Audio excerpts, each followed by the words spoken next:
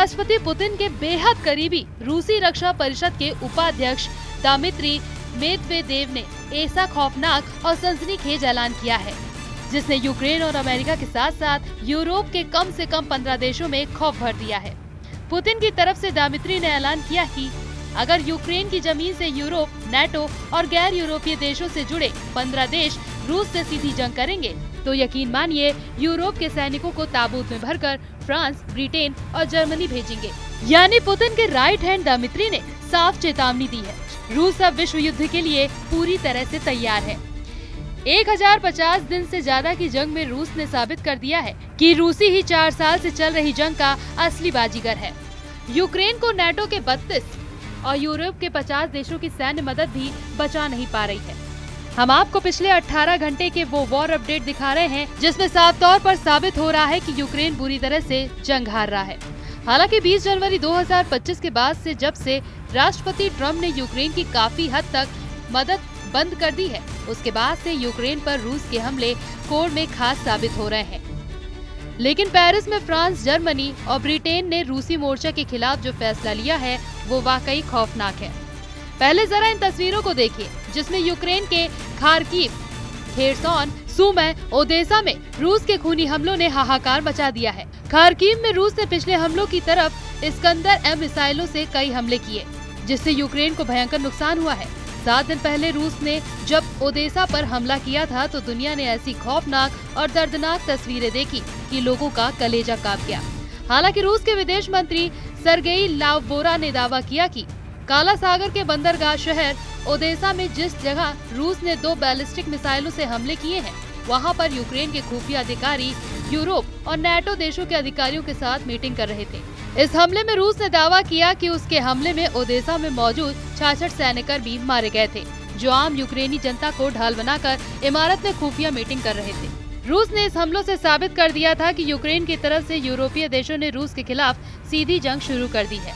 अब हम आपको बताते हैं कि रूस के राष्ट्रपति पुतिन के बेहद करीबी रूसी सुरक्षा परिषद के उपाध्यक्ष दिमित्री ने यूरोप और यूक्रेन को लेकर क्या जंगी चेतावनी दी है।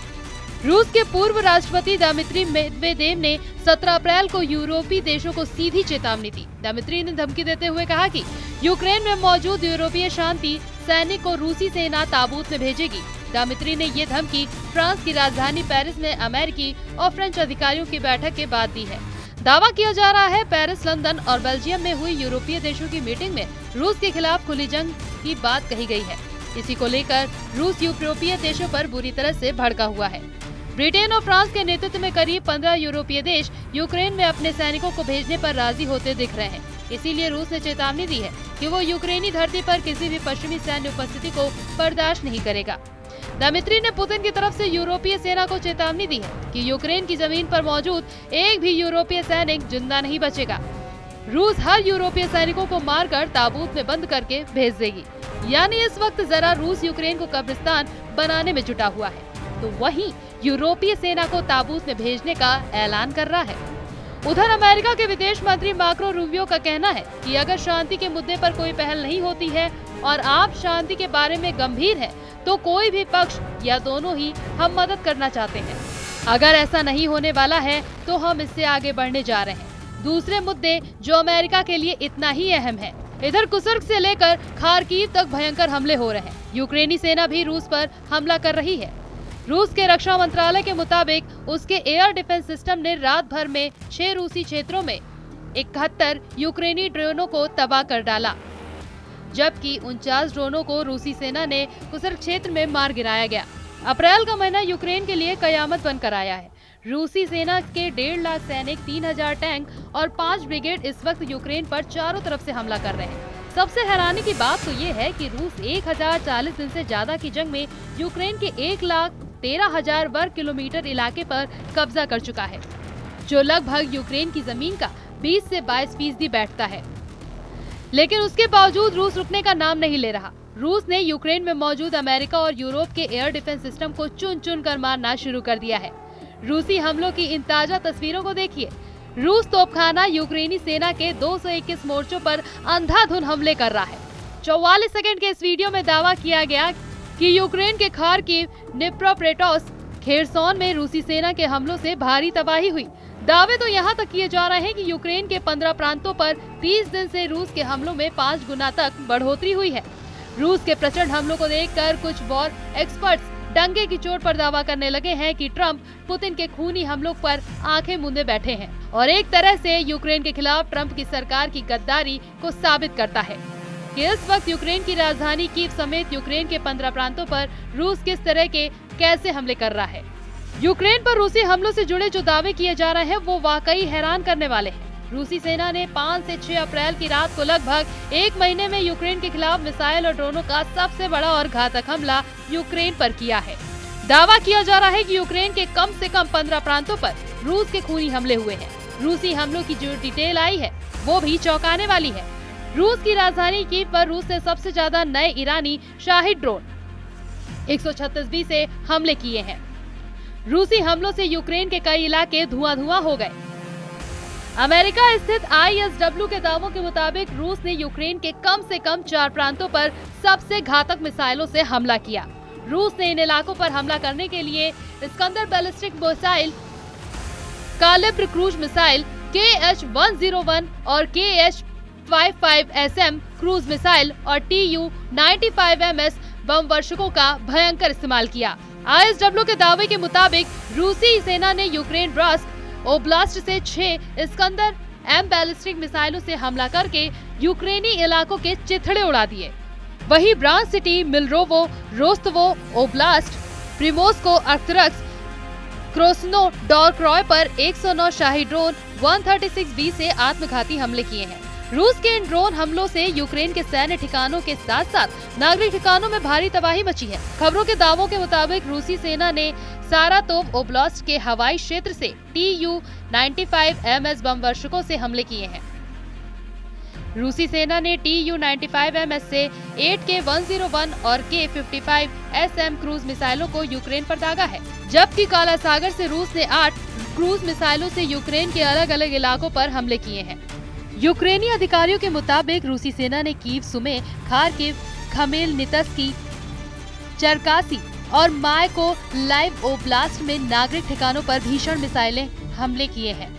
यूक्रेन का दावा है कि रूस ने 5 इस्कंदर M बैलिस्टिक मिसाइलों से कीव ओब्लास्ट पर हमला किया।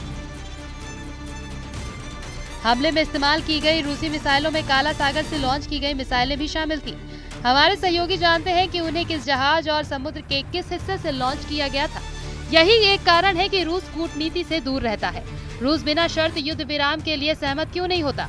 वे समंदर से हमारे शहरों और बंदरगाहों पर हमला कर रहे हैं। हम आपको बताते हैं कि जिस वक्त पुतिन को पता चला था कि अमेरिका यूक्रेन को F-16 फाइटर जेट हमला करने के लिए दे रहा है, उस वक्त पुतिन ने कहा था कि हम F-16 जेट को हमला करने से पहले जमीन पर जला देंगे।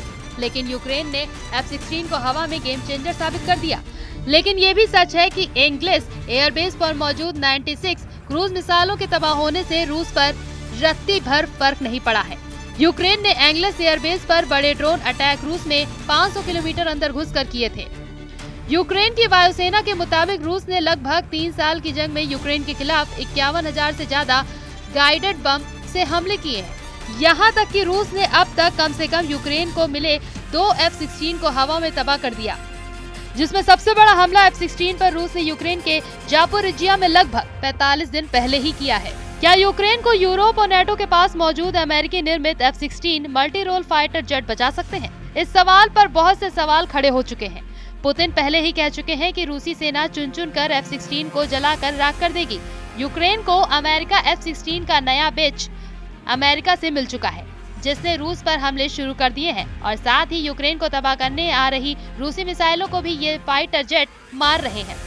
उत्तरी यूरोपीय देश नीदरलैंड और डेनमार्क भी रूस के खिलाफ F-16 के इस्तेमाल पर जोर दे रहे हैं। हालात ये हैं कि रूस से सटे नेटो देशों में F-16 के बेड़ों को भयंकर जंग के लिए पूरी तरह से तैयार कर लिया गया है, जबकि दूसरी तरफ रूस के सुखोई और मिग सीरीज के सैकड़ों विमान यूक्रेन पर भीषण हमले करने में जुटे हुए हैं। जो तस्वीरें और खबरें सामने आ रही हैं उसके मुताबिक अमेरिका का F-16, फ्रांस का मिराज 2000 और जगुआर फाइटर जेट यूरोप और यूक्रेन के लिए गेम चेंजर साबित हो सकता है। रूस के हाथों यूक्रेन की तबाही और बर्बादी देखने के बाद से यूरोपीय और नाटो देश के सामने सिर्फ एक ही रास्ता बचा है, या तो रूस से सीधी जंग करो या फिर अपनी जान बचाकर भागो पेरिस, लंदन और ब्रसेल्स में।